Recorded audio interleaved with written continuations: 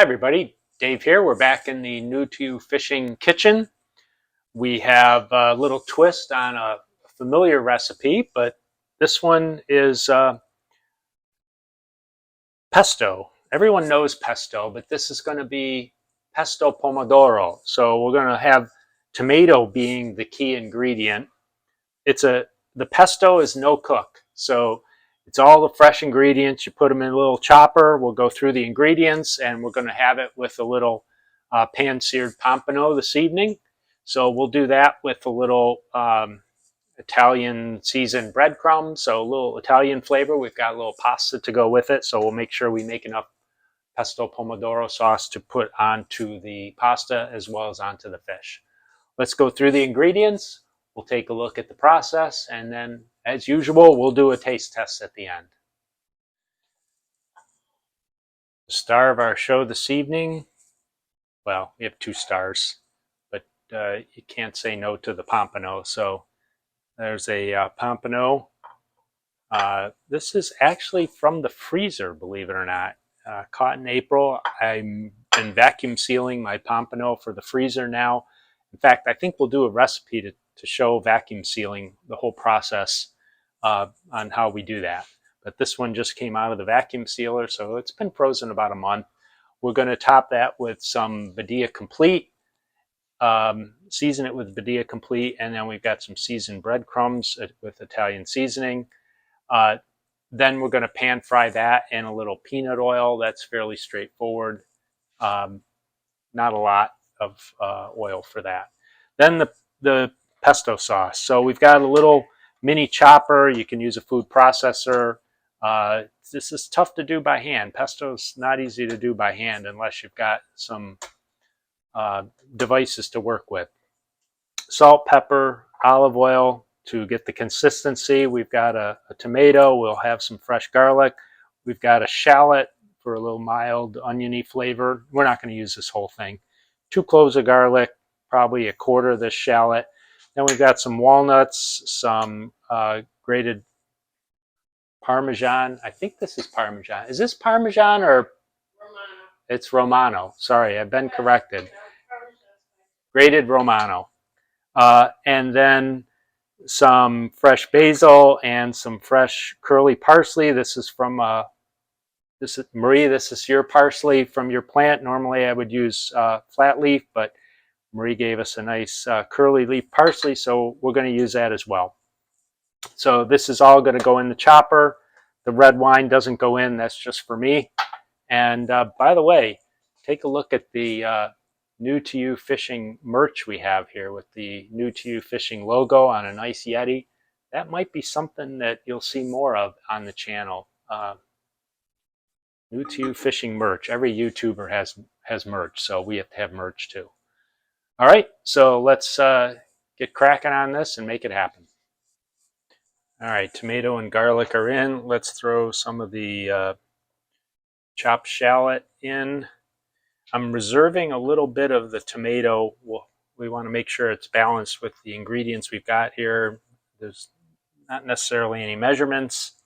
Let's go in with nearly all the all the walnuts are in, all the parsley's in, all the basil's in. Let's go in with most of this Romano. We'll have some ground pepper. I'm sure we're going to end up doing another round here of seasonings and balancing.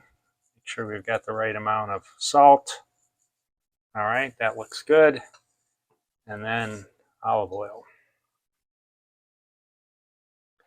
1 tablespoon, probably about, let's start with 2 tablespoons. I suspect we're going to have to add some more.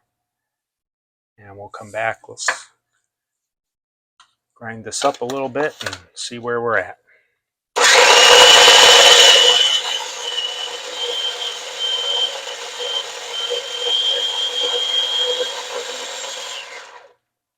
Okay. First look. I think we're okay with nuts. I'd like to see a little more green in there. We'll go with the rest of the rest of the Romano. All right, I'm going to grab some more basil and a little bit more.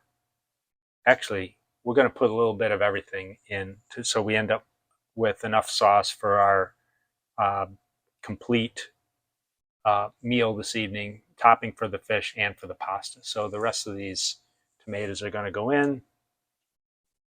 Basically, that's one whole medium-sized tomato. So we'll top this off, finish it up, and then we'll go after the fish. All right, we've topped off our pesto and done a final taste. There it is. That's the consistency. And it's tastes very fresh and a lot of flavors in there. So let's set that aside and we'll do the fish next. All right, we've just done a little olive oil coating, seasoned with the Badia Complete, and then rolled in some of these seasoned breadcrumbs. So that's it. That's all there is to it. We've got just a pan of some peanut oil in a fry pan. So we're going to do a light fry here, pan sear really, till those are golden brown. Plate it with the pesto, and then we've got some pasta we've got to get out, get that ready. We're going to have some roasted squash this evening as well, butternut squash, and then we'll be ready. Time to begin the pan frying. We've got probably 2-3 tablespoons of oil. Our pompano's ready. It's hot. Put those in, starting with the big ones. Give that 30 seconds, and then we'll put the thinner ones in.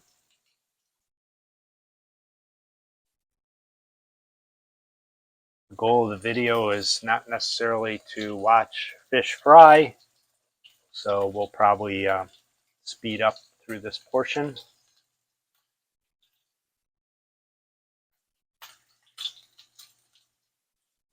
And we'll come back when everything's ready.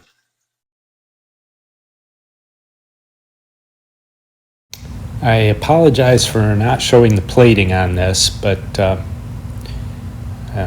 little video editing error. Anyway, mid-meal taste test here. Well, let's start with the Ina squash. Of course, Ina squash is fantastic. The Pesto Pomodoro, it's so fresh tasting, and that freshness is in the tomato, it's in the garlic, it's in the onion, it's in the fresh herbs. And with the Italian breadcrumb style fish, it's really very, very nice. It's goes perfectly together. And yes, there's cheese in there. A little cheese on a little fish is not going to hurt anybody. So I think this is an easy one to add to your recipes. Again, any firm, white, flaky fish would be perfectly fine, and I think you'll enjoy this one. So, as you can see, we're about to finish off the plate, and that's all there is to it. Fantastic. If you enjoyed this video, please like it, and I hope you would also please subscribe to New to You Fishing on YouTube, and we'll have more recipes like this coming up. Thanks a lot. Bye-bye.